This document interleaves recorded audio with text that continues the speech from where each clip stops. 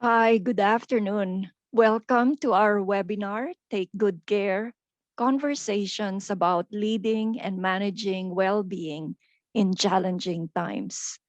My name is Evangeline Danseco, and I'll be your host for today.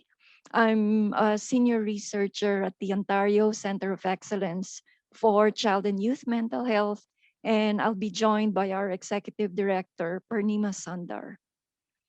The webinar is going to be recorded and will end at 1 p.m. There will be an opportunity for participants to have an open and unrecorded conversation after 1 p.m. Today's webinar is in English only, and participants who have registered should have received a copy of the slides. Before we begin, I'd like to uh, do a territory acknowledgement. We recognize the history, the strengths, and diversity of First Nations, Inuit, and Métis communities in Canada. We are committed to engaging respectfully with Indigenous children, young people, and families within and across nations in what is now known as Ontario. Ottawa, where I am today, is the traditional, unceded, and unsurrendered territory of the Algonquin Anishinaabe Nation. The Algonquin were one of the first Indigenous nations that Champlain recorded as he traveled up the Kichisipi, now called the Ottawa River. As our participants in today's webinar are scattered throughout Ontario and beyond, I invite you to honor the Indigenous people in the land you are standing in today, acknowledging their valuable contributions, past, present, and future.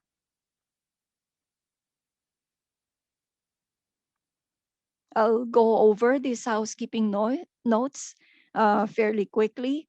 Please connect with Emily, Sarah, or Alice in case you experience technical issues. Please keep your microphones muted unless called upon to minimize background noise. And please type your questions or comments into the chat box. We will be moderating the questions and comments for the panelists, and we'll do our best to bring all your questions forward. Following the webinar today, you will receive an email with a survey link to give us your feedback. We use this information to plan for future sessions, so please take a few minutes to fill it out. I believe it's only 5 questions. So for our webinar today, we've heard so much about the various stages of this pandemic. How do we sustain our own mental health and wellness to meet the challenges ahead? How do managers take care of themselves and their staff? How do you take care of your managers and yourself? When we don't know when the pandemic will end, what the next stage might look like, how do we keep on? Today, we're going to hear from 4 leaders in the health, community, and mental health sectors and how they've approached leadership in these challenging times, what they're doing to stoke their own fires and avoid burnout. We'll start off with Colleen Grady, who's not a stranger to the child and youth mental health sector, and share with us some of her research and experiences, looking for organizational approaches and how they've moved beyond self-care. And Karen Milligan will also be sharing with us some of their approaches um, across organizations and how they've moved, not just looking at one organization, but looking at community care. So Colleen Grady is a researcher and her special interest is in physician leadership and health systems. Her current research focus is on burnout in healthcare professions, psychological stress in the workplace, medical education, physician leadership and engagement. And there are lots of lots of practical applications that Colleen will be sharing to us today. Thanks, Colleen. Thank you, Evangeline. And thank you so much to the Center for inviting me.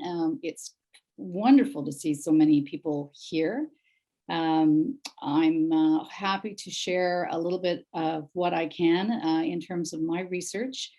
And as Evangeline said, I'm no stranger to the child and youth mental health sector, as well as time in social services in general and healthcare, as both a leader and now a leader and a researcher at the same time.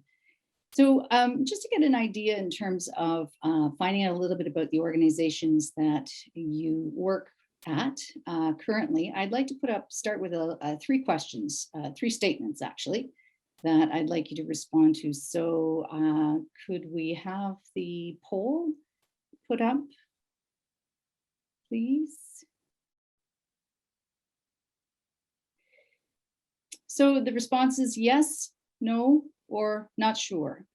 The first question, if we ask, please everyone respond, your organization seeks to improve the health of those you serve. Second one, your organization seeks to improve the experience your clients receive. And then the third one, oh, sorry. I guess that's on the next slide.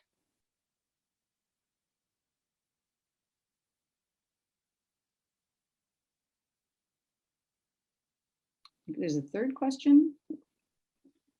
Mm-hmm. The third question is your organization seeks to retain cost effectiveness and operate within budget. And are people able to respond to that one? Yes, people have been responding. Oh, I'm sorry, I just can't see it on this. Okay. Yeah.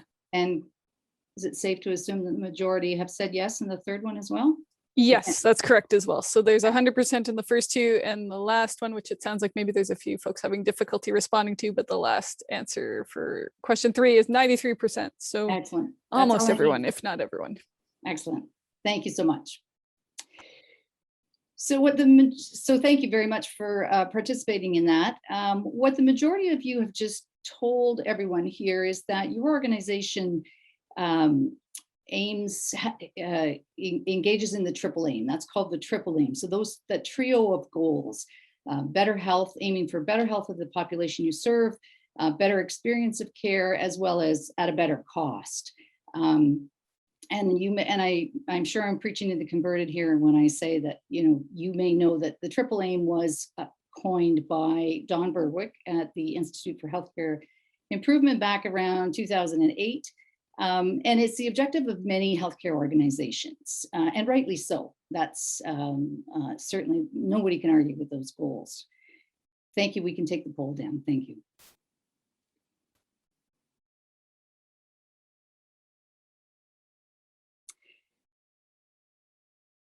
So about 5 years later, in 2013, an MD from California, I believe, Thomas Bodenheimer, he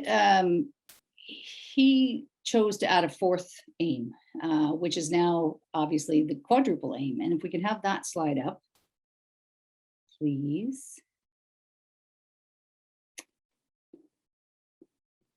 I wonder if we could take the poll down. So the quadruple aim, what Bodenheimer did actually is he stated that, yes, we can aim for better health of the population, better healthcare experience at a reduced cost. But if we don't look after the providers and we don't look after the people who are providing the care, we can't effectively achieve any of the first three.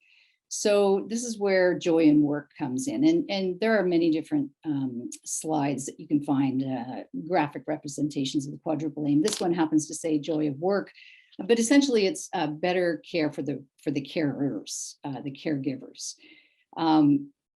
That's one of the things that I think for any of you that are involved in the Ontario Health teams, this quadruple aim has been adopted.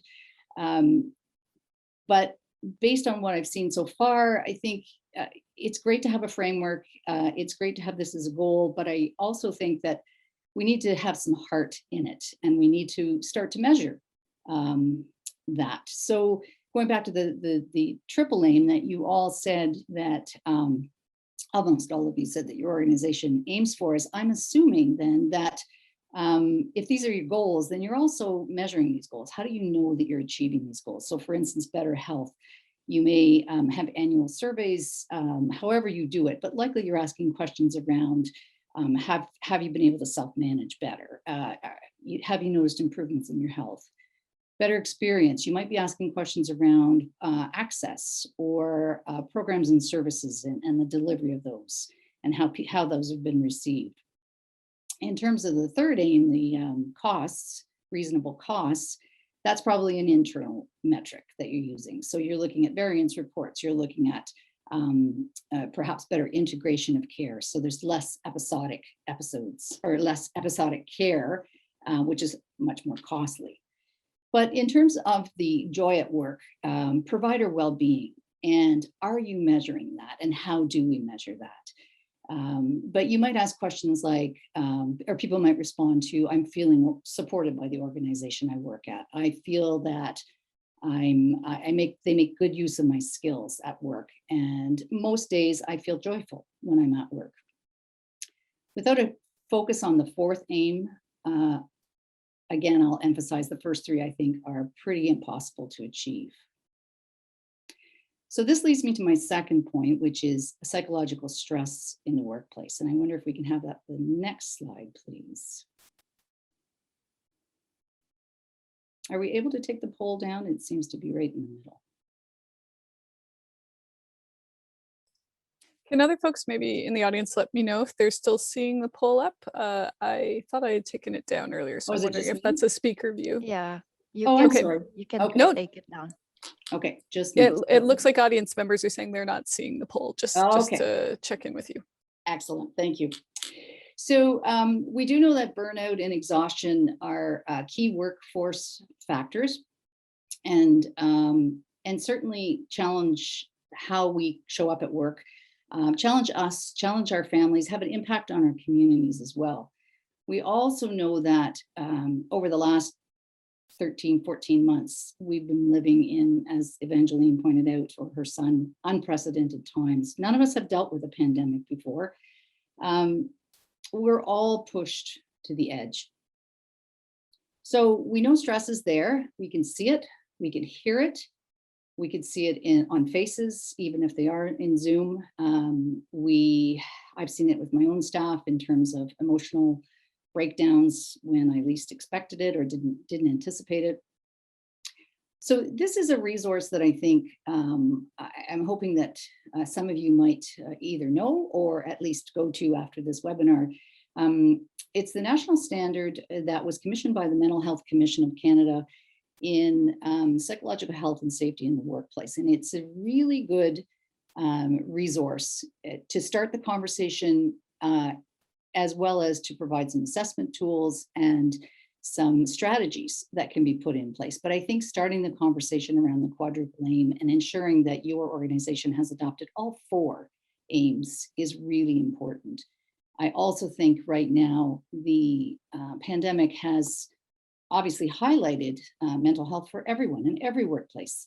And I think that it is critical, a critical time and perhaps an opportune time to have this conversation with all of your staff, but also the boards that I'm assuming many of you report to, and ensure that this conversation is taking place now. And this resource can help you to put things into place on an ongoing basis.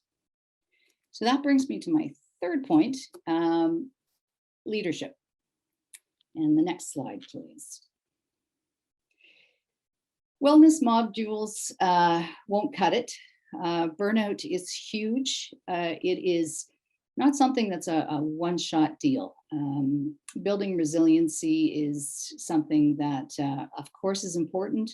I would anticipate and applaud all of you for being here today, because I think what you're doing is you obviously have a network that you're depending on and utilizing for your own self-care. So kudos to all of you. But when I think about leaders, all of you leaders on the call today, what brought you to your role as a leader?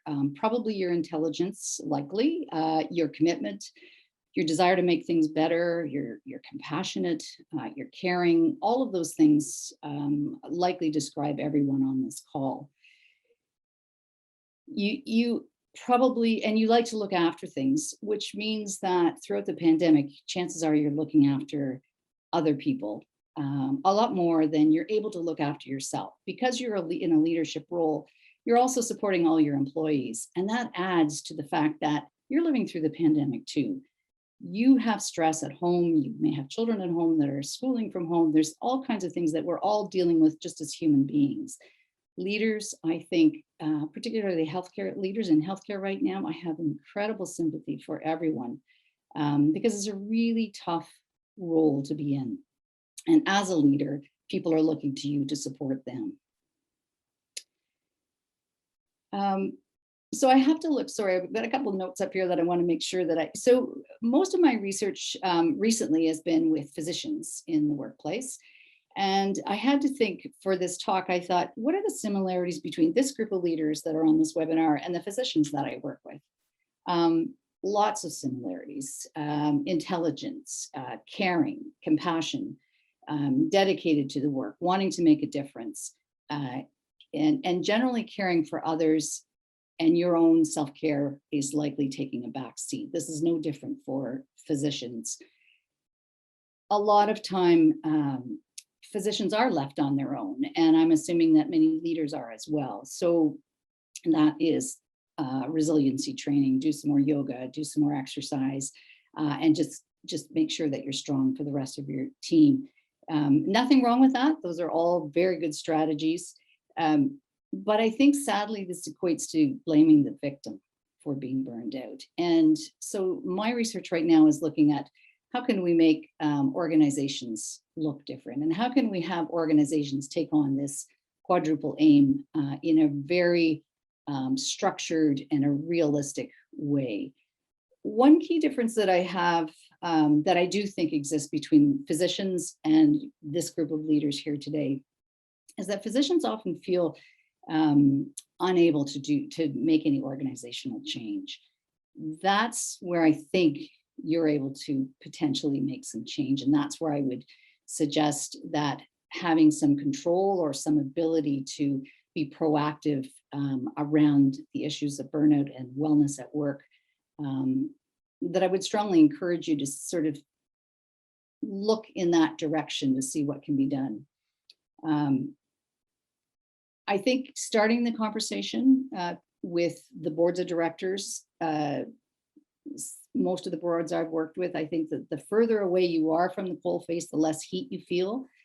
And now is the time, I think, to be able to highlight the importance of the fourth aim, and to be able to use resources such as what I showed you in terms of the measuring psychological stress in the workplace. And can you put things into your organization that will be sustained change, that can make a difference down the road, and that can be bigger than just wellness modules or sort of one-offs, but can policies be developed? Can you look at what can change? We measure what matters, and I don't think there's anybody on this webinar that can disagree that our well-being matters most of all. Thank you so much, Colleen, for those first words of wisdom.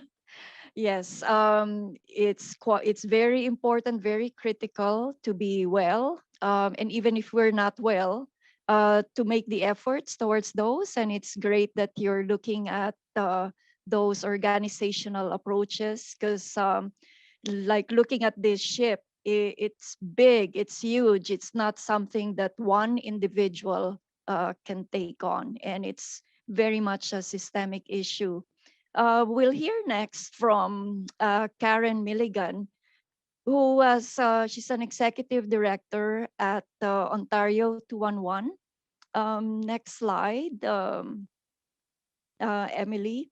Yes, and what I really admire the framework which Karen will be sharing here, because not only did she look within their organization, but also look beyond. So almost having like a community approach. Having several organizations, and we'll see what that would look like. All yours, Karen. Thank you, Evangeline, and thanks everyone. I'm quite pleased to be here. I obviously am not familiar to probably most of you in the child and youth mental health space, but very pleased that we work regularly with Evangeline and Pranima, as well as other center folks, in delivering the Good to Talk service for the province. So certainly we've, between our 211 service and our support for the Good to Talk service and other helplines, we are hearing those anxieties and stressors from everybody who calls in over the last year and a half. So this whole issue is near and dear, and I think it was probably about 8 months into the pandemic when we decided we needed to do something. Already at that point, we were seeing some of the telltale signs of burnout with the folks at our front line in particular. And so we looked at what we could do. We got some funding, thankfully, from United Way Canada through some federal funding for COVID relief. And we were able to bring in a psychologist to help us both at an individual level with our frontline staff and our managers and supervisors, but also creating what Evangeline spoke to, a community of care framework. So I'll talk about that a little bit and what our objectives were, and then the second slide I'll speak to are some of the recommendations that came out of that work. And I'll just put on the table right now, these are draft recommendations. My board hasn't really reviewed them yet and or agreed on which ones we'll be able to implement.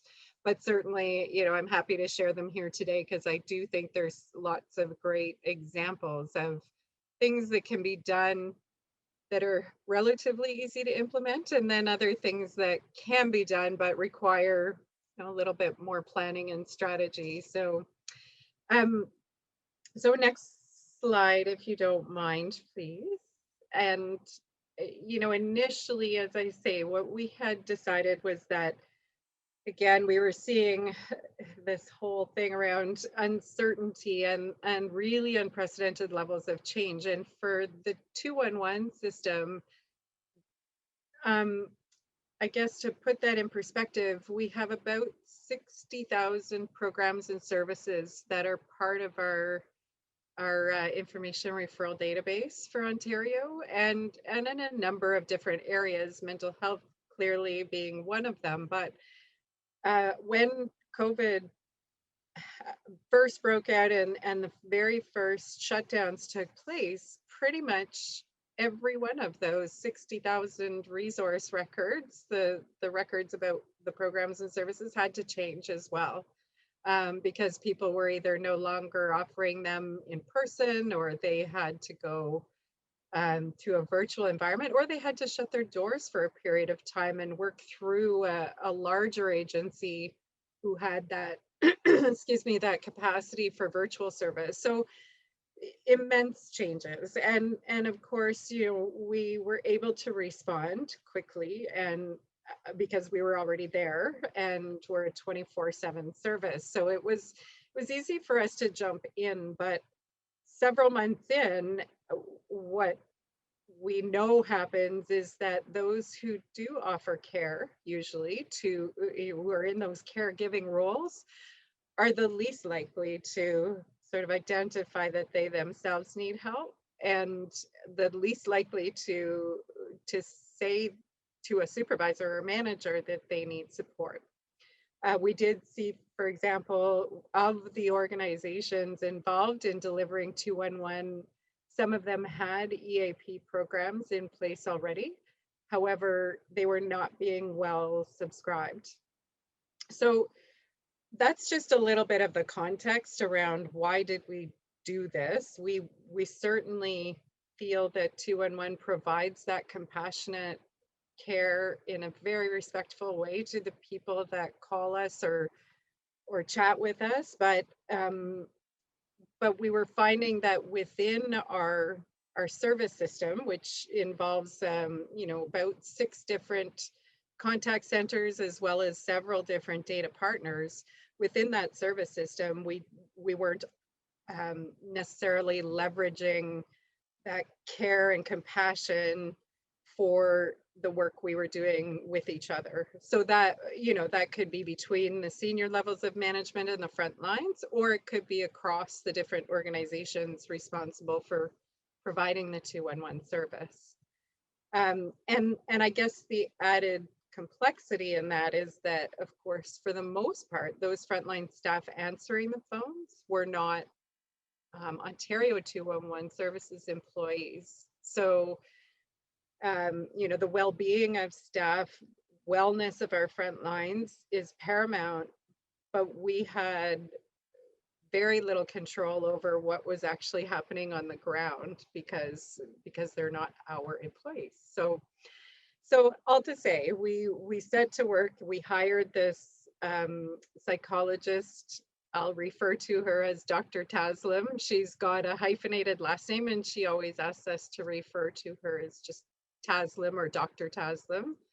So she began speaking and meeting with all of our staff across the system, and primarily holding what she called office hours with our supervisors and managers who were really struggling to understand how to support their staff in a completely virtual environment, because our staff went to working from home almost immediately, and they've been there ever since. So again, without those usual cues available of, you know, somebody walks in and they're looking a little sad, or they're, you know, they're not talking to people, you don't get that same interaction with staff in today's environment. So our supervisors were really struggling with how to best support their teams and you know, make sure that they were there for the long haul, knowing how long this thing was going to go on. So you know, again, I think really our service itself is grounded in inclusion and empathy and respect for the people who are looking for services or struggling. So we wanted to bring those same values into this community of care framework. So if we go to the next slide, there's a lot of information on this next slide. And again, how much of it will we be able to implement? I don't know exactly yet, but I think, you know, some of these recommendations that you see on the slides are fairly easy, or what some refer to as maybe low-hanging fruit. And it's not necessarily sort of, these weren't initially the recommendations I expected to see. I expected to see more about just time off, or, you know, changes to schedule, or, you know, certainly the culture piece for sure. But some of the recommendations that came out were really things that are quite easy to implement from an operational perspective. Things like how we communicate, or when we communicate and prepare people for meetings as part of the service system. Those things are easy to do. But the big piece, I think, is that we heard from frontline staff is walk a mile in our shoes.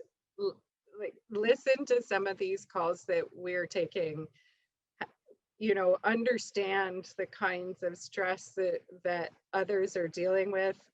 You know, again, excuse me, understand our own personal situations and how we are dealing with that. I think the number one thing in this list of recommendations for me, or the big aha moment, was that it's such an individual approach, and in today's day and age, it can't be a one-size-fits-all approach. You know, putting in place an EAP program is great, and I think that should be there, but I think there will be people who are going to shy away from that for a whole lot of reasons. So ensuring that those conversations are happening in the course of doing business, like so with your supervisor, regular check-ins, getting feedback on how they're doing was really, really important. And that's something that's easy to do. I think recognizing the successes in a time when there's so much bad news and so many things that could possibly go wrong it's hard to carve out the time to do that, but it's so critical for people to feel that joy of work. I love that expression, actually. So I mean, these are things that we are going to be looking at. It doesn't end here. I mean, we've got these recommendations, but one of the pieces that I found particularly interesting was the suggestion that, you know, we need training around compassion fatigue and burnout and how to deal with that. But clearly there's a view that as a leadership team, we also need that help. And we need potentially some training on compassionate leadership, because again, when things are coming at you quickly and you know, the volume of requests that was coming into the 211 system was just beyond anything we had experienced. But when that happens, it's hard to take that step back and say, okay, let me take the time to speak with those individuals and find out what's happening in their world and how can we help support you. It takes longer, but it's, you know, again, I don't think we have a choice but to look at it almost on an individual by individual basis and be open to what they themselves feel they need to be supported. And I guess the last thing I would say, and then I'll hand back over to you, Evangeline, is, you know, looking after ourselves as leaders. You know, this piece around some training around compassion fatigue and burnout is great, but I do think surrounding yourself with a network of other executive directors, CEOs, leaders who are struggling with these same challenges, because and you know, this is no surprise to anybody, but it can be lonely at the top, especially when maybe at times it feels like in that quadruple aim, you're the only one who's charged with having to look at that bottom line piece, and balancing that with the things that you know are best for people's well-being and mental health is a real challenge. And balancing board's expectations, I heard somebody talk about, that's a big one too, because they're not in it every day. So I definitely, those are the takeaways for me. I started, and my board was very supportive of this, I started working with an executive coach. I still speak with her every week, and the things that I can't really share with either colleagues or my team, I get lots of advice from her on that. So anything you can do to sort of surround yourself with others that even can share, even if you're not in the same sector or the same world, you can share some of those common themes, which I think we're all experiencing. Thanks so much, Karen and Colleen. You've really given us a lot to think about and a lot of really great strategies for how we can take care of ourselves as leaders who are in the business of taking care of other people, whether that is our clients or our staff or our management teams. So now I'm going to shift a little bit and put a bit more of a laser focus on Ontario's community-based child and youth mental health sector. So there are many of our colleagues here on the line. Really excited to invite Tara Cadeau and Karen Ingebrigtsen to speak a little bit about what it's been like to lead children's mental health agencies at this time. How do you both maintain balance as you're leading these organizations that are providing this critical mental health care to children, youth, and families at this really unbelievable time?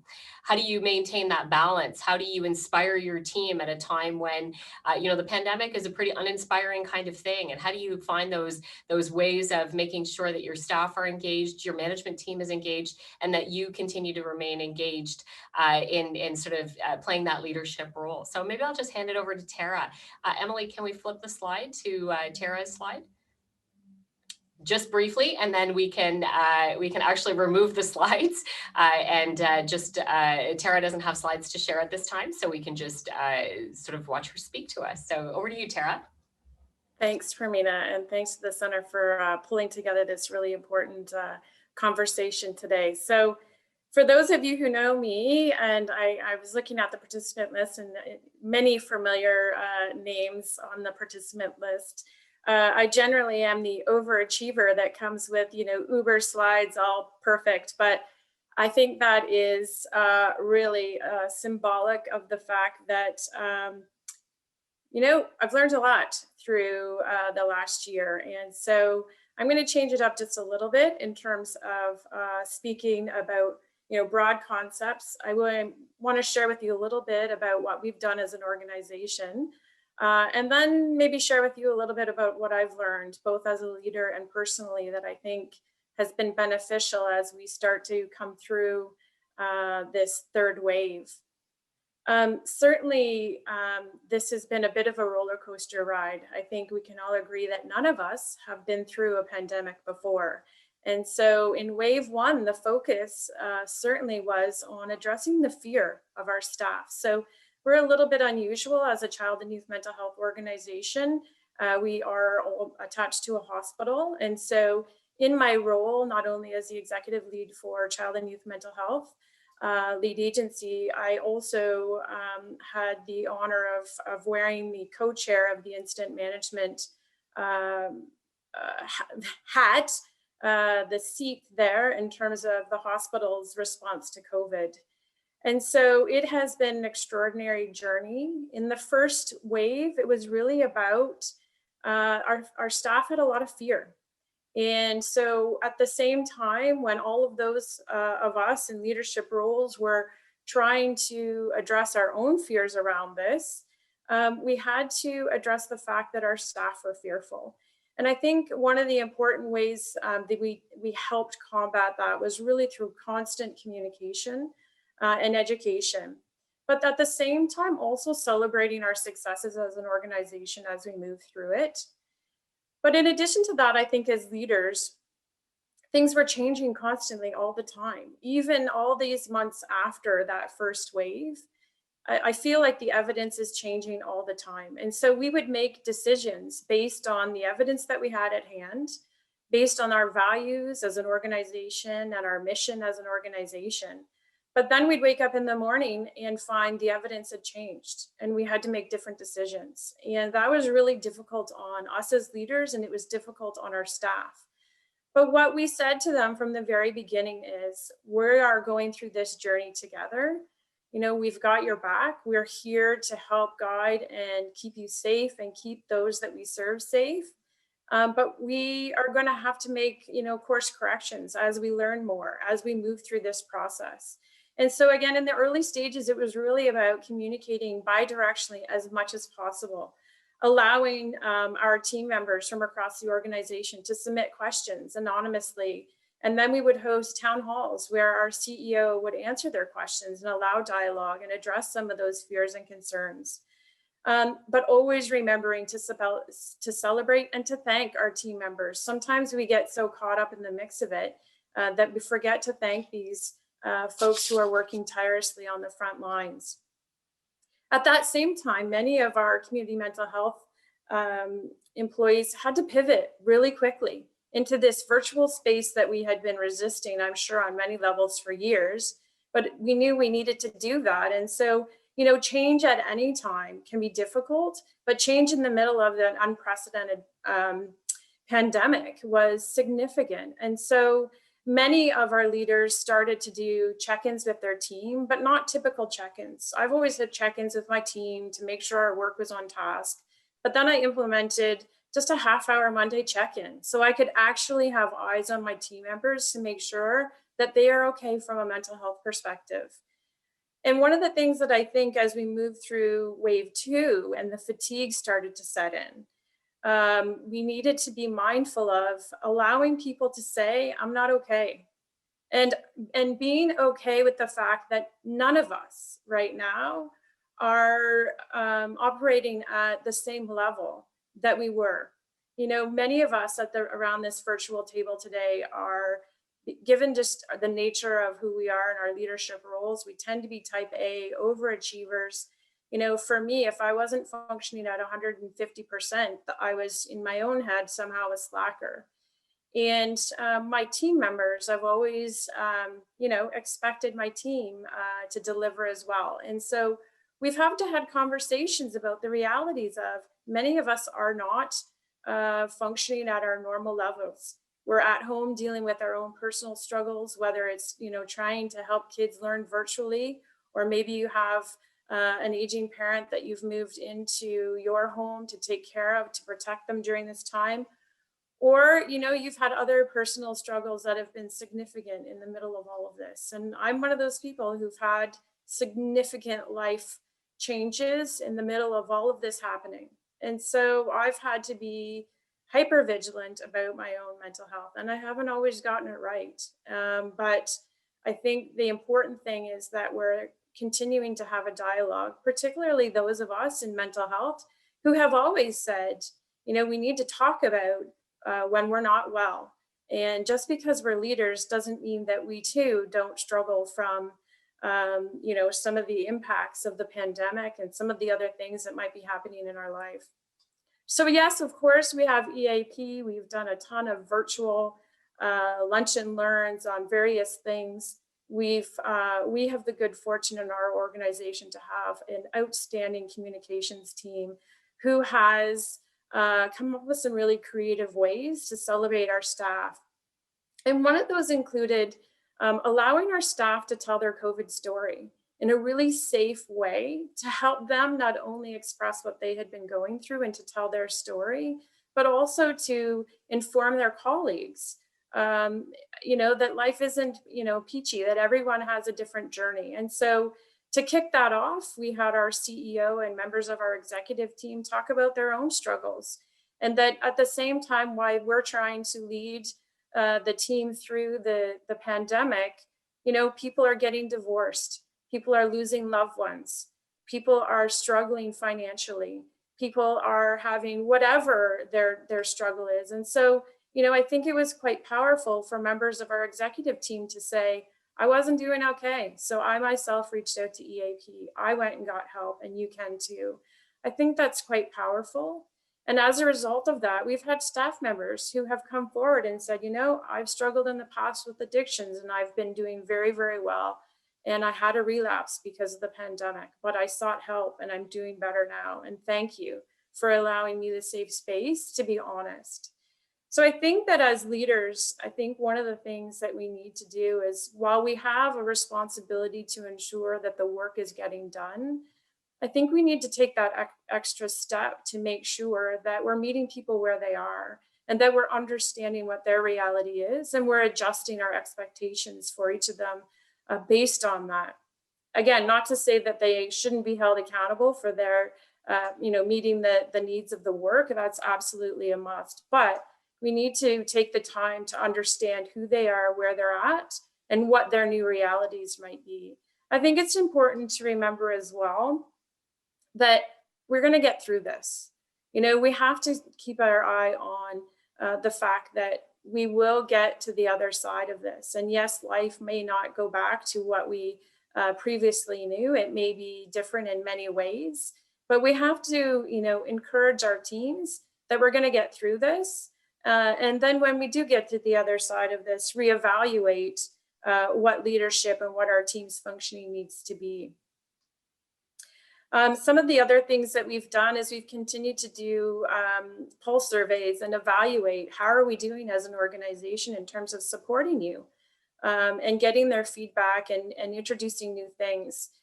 Through our partnership with CMHA, we've had access to a pandemic counselor, which teams have really found great benefit in.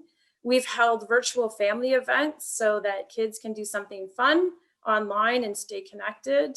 And so I think, you know, one of the things I guess for me that I've learned through all of this is it's okay, even as a leader, to say that you're not okay.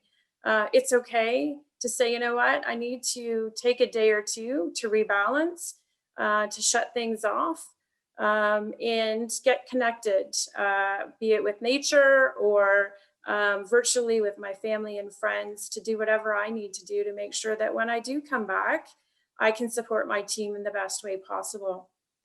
I've also learned to say no. This time that we're in, you know, and all of us tend to be people who take on more and more and more. And I think we need to be honest with ourselves that right now, given everything else that's going on, we need to prioritize a little bit better than maybe we have in the past, and really be focused on those things that are of greatest value, both to our organization, but most importantly to those that we serve and to our staff. And a little humor, I know Phil's on the line, a little humor, I think, during this time has gone a long way.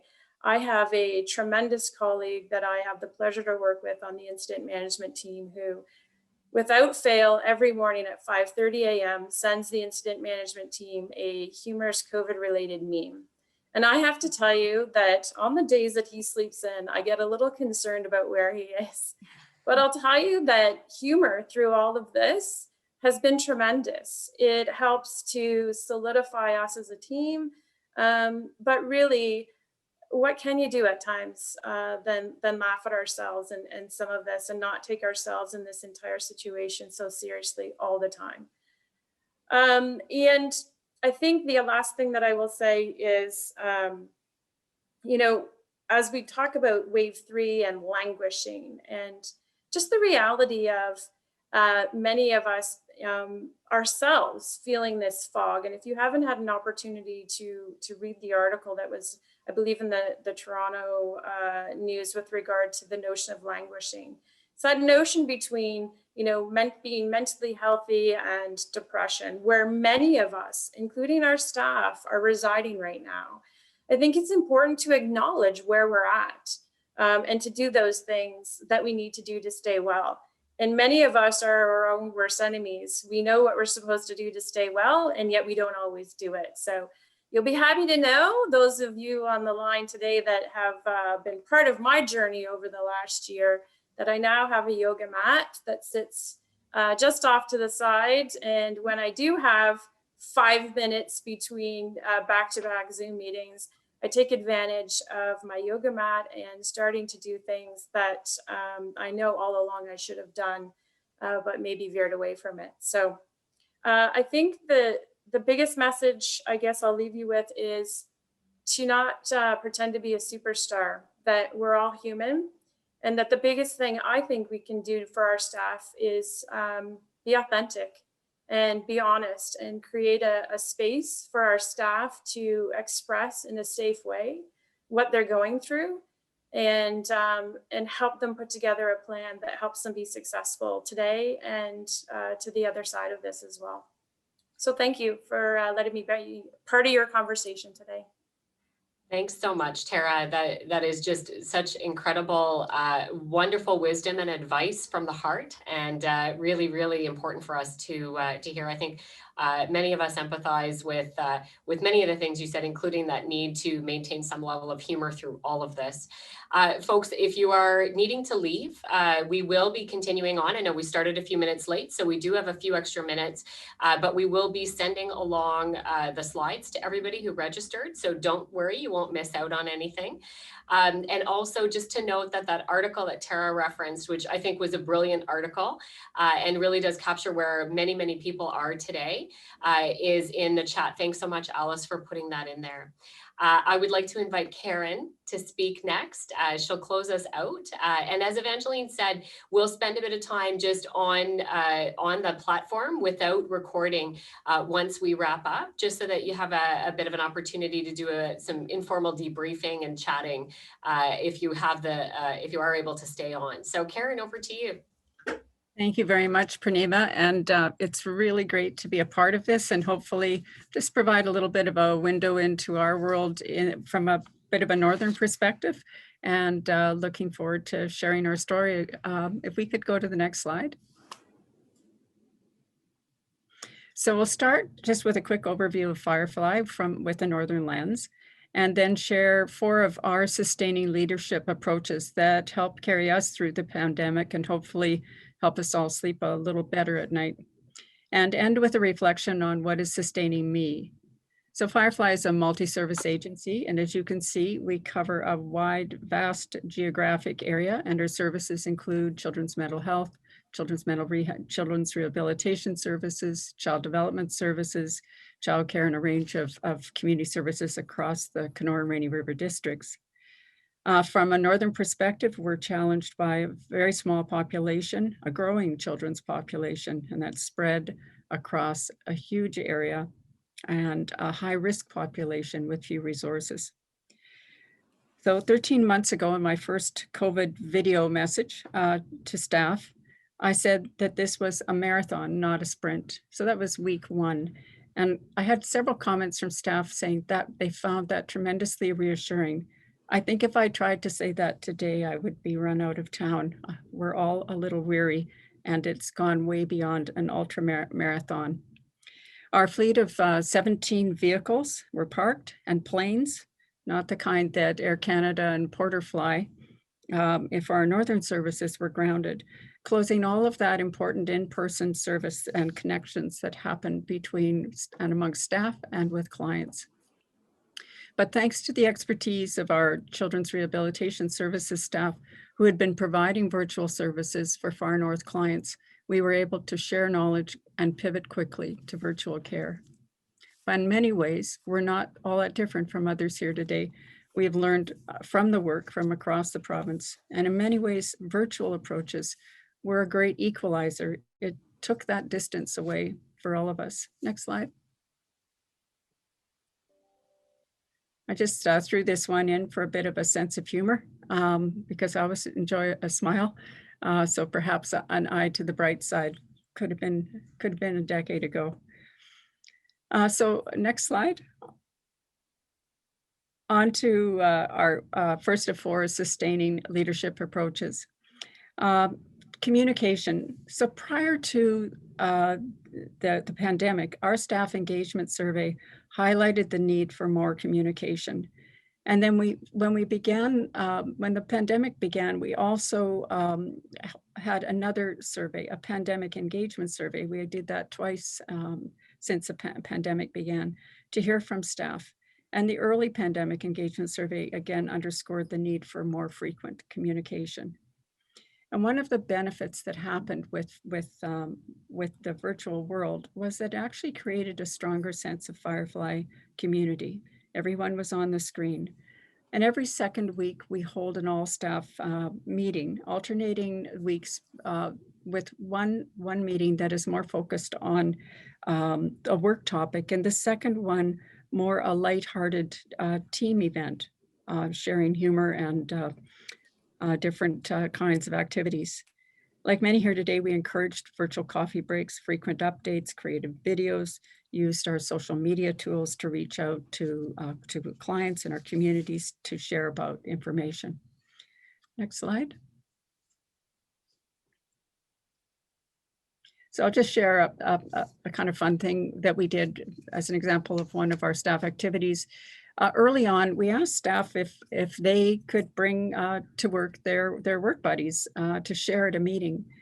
So we met children, we met cats, we met dogs, we met a plant, and I shared my nameless hedgehog made by my daughter-in-law. This led to a contest to name the hedgehog, and the judges were my grandchildren, and they selected the name Mr. Pricklepants. Next slide, please. The other piece around communication was the service connections that were created.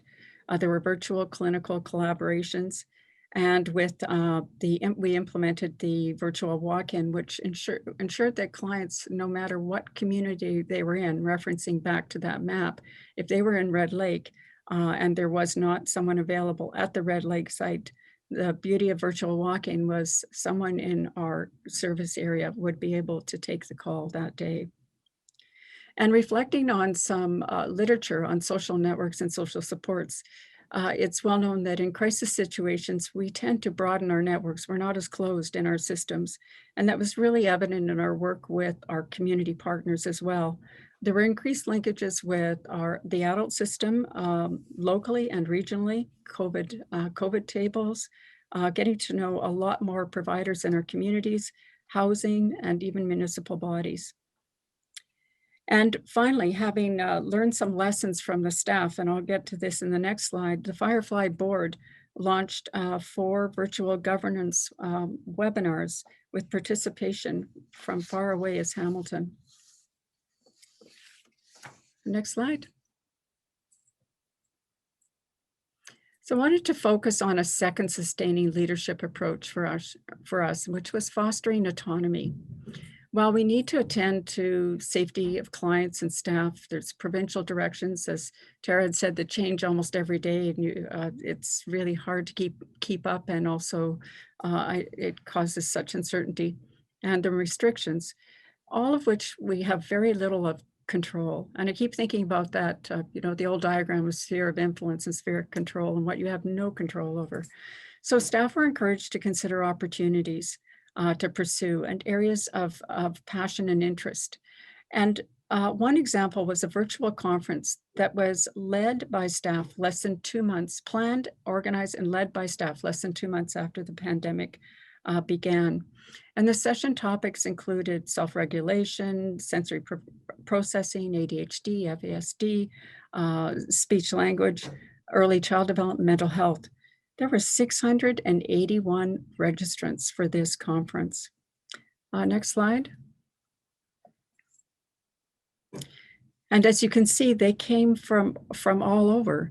And participants included from family health teams, education, Native Friendship Centers, childcare, the health unit, hospitals, parents and caregivers. And 2 other examples of staff-led initiatives were with COVID, staff strategies to address social issues. They secured grants to provide much needed technology for families and youth who could connect with virtual services, as well as grants for food. The next slide. Our attention to the well-being of staff is our third sustaining strategies, and this has been talked about a fair bit this morning. There were endless ways that we looked at this. We wanted to promote well-being in an environment that forces physical distance, a lot of change, safety concerns. And again, our pandemic's second engagement survey, we really wanted to learn from staff and address some staff comfort and concerns. And our all staff events certainly focused on building resilience, but we also focused on fun and play. We had a Christmas activity, Who Kidnapped Santa. We did a team building exercise more recently with superheroes. We supported flexible work hours early on and really continued to encourage taking vacations. And we understood how challenging that was. Who wanted to take a vacation if you really couldn't go anywhere? But the importance of having some time off, and provided home office setups. Encouraged more frequent touch points with staff. And I know I'm doing that with our director team, and efforts to really look at the realistic workload, thinking of families with children at home and how might the adjustments be made. And we also invested a lot in continuing professional development to build more expertise and really support the passion for quality and the types of service that staff hold, and prepare for increased service needs that we would see coming down in the future. Also, to add to wellness, next slide. One of the things that we started as well was we started Wellness Wednesdays. This one is about connecting through music, but it's a different topic every Wednesday with some sort of funny little comic on the side. Topics, pandemic fatigue, 30 days of gratitude, boost to help you feel better, walk for wellness. And over time, we know that everyone is pretty weary of words like self-care. We're getting it from every direction. and again, to that authentic piece about how does that land. But generally speaking, we still have a very positive response to the Wellness Wednesday. We did a poll on that last week. But we are increasingly focusing more with all of the news and what everyone is hearing every day on what is going well. Like some of the things that I've shared with you, that's pretty amazing, and try to really focus on celebrating what we've been doing. The other thing is future focus. So focus about what are our next steps along the way. Next slide. So the fourth sustaining leadership approach is attention to equity. As with everywhere, COVID brought inequities to the forefront, and the impacts of COVID were greatest certainly on our most vulnerable families and youth. In our most recent lead agency priorities document completed before the pandemic, we identified the need for increased attention to social determinants of health as the critical priority. Just months later, we stripped that fancy name of social determinants to really focus on poverty and racism. There are many vibrant First Nations communities in our region, and our Indigenous neighbors have been experiencing COVID outbreaks and overt racism. Uncomfortable and critical matters that we've had to have required to address internally as well. Additionally, food, places to isolate, even wood and water became our priority in this region. Childcare inequities as well, with families who are working in essential services and needing care, and also children with special needs. Next slide. So while the pandemic was going on, we celebrated the opening of our roundhouse at our Kenora location, and were able to launch our long-planned Firefly Foundation. And an early activity of the foundation was securing some additional funds for food at Christmas time. Next slide. So what's sustaining me? So this is a picture of Churchill rocks that I took, that gathered along the shores of Hudson's Bay. And those of you might know me, I have a big heart that sits on those shores. The Grand Chief taught me about grandfather rocks. One day he came to tell me that they should be looking after a particular service, and I agreed with him completely. And he had come with a small token to give me, and I'm looking around my table going, I have nothing to give you. I have some Churchill rocks here on my table. And he seemed to really treasure them, and then began to tell me about them. And those being respected ancestors of every living thing on earth. And so when I was putting this pile of rocks together as a visual image of what's been going on, so I took my rocks and I put them on the ledge, and so got this picture to share with you. On reflecting on mental health and sustaining, these rocks for me represent the past, present, and future, core values and mission at the base of it all. I've been balancing the immediacy of the current and the potential of the future, and the needs of the clients and the needs of the staff now and tomorrow, and knowing COVID will fade, and preparing for the next realities. So just 2 months before COVID, I lost my husband. Just 2 weeks ago, I lost my canine companion who crossed the doggy rainbow. And my daughters are thriving nicely, but they're very far away in the real north of Canada. And I'm in a house with all of those loves everywhere, but nowhere. So that's my personal reality, but it's also a universal experience that you're hearing today. Staff and clients have shared stories of weddings canceled, of young staff who come to this region for their first job, getting exceptional northern clinical experience, but they're very far away from home, living in small places at a time when you've got a lockdown, and not knowing their neighbors, as well as some of us who've been here for a longer period of time. People unable to be at bedsides of loved ones and unable to attend funerals. COVID has added and complicated the burden of grief and loss for all of us.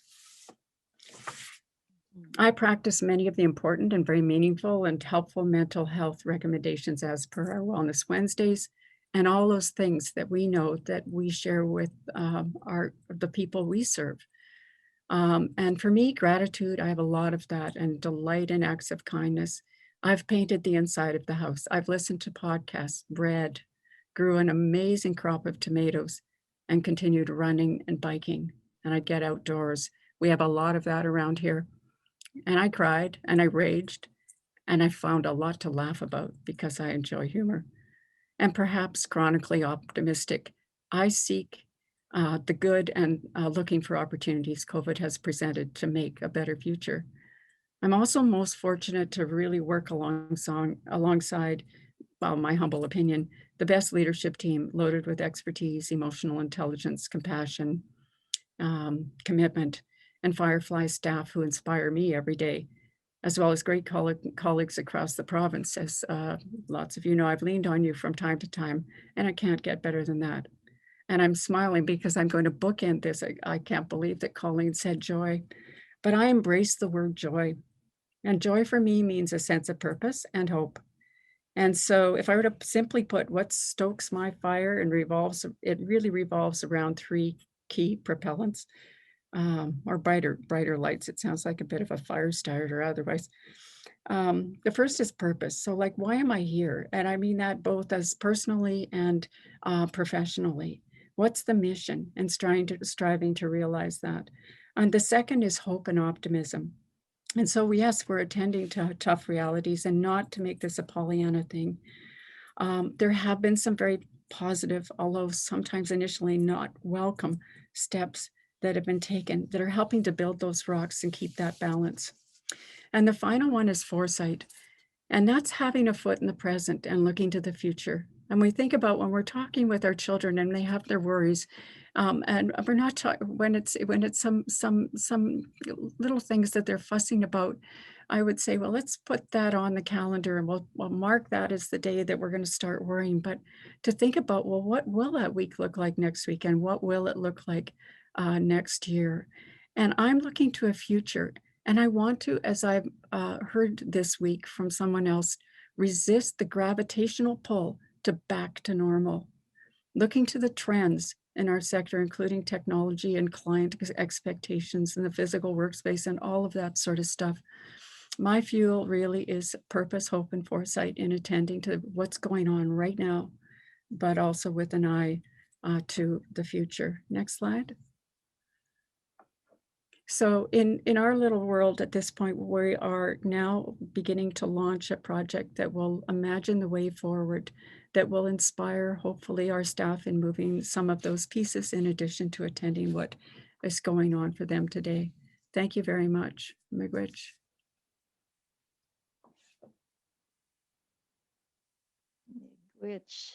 Thank you so much, Karen. Thank you, Tara. Thank you, Karen Milligan.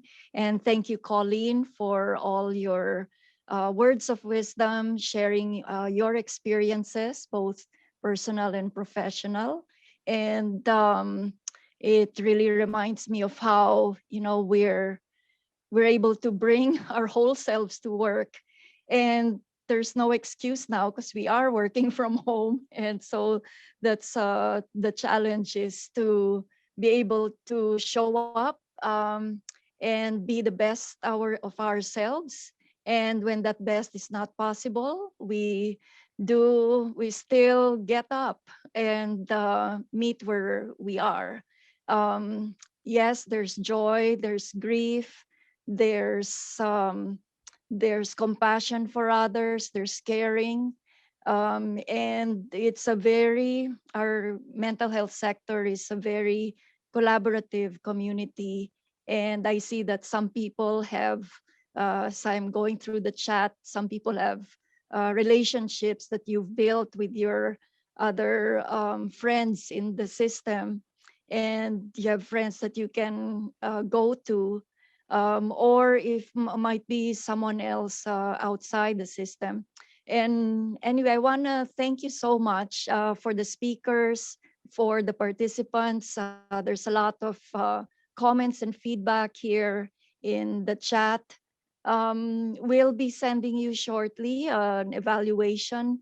Let us know what worked well for you, what didn't, and any suggestions for topics for future webinars. And unfortunately, we don't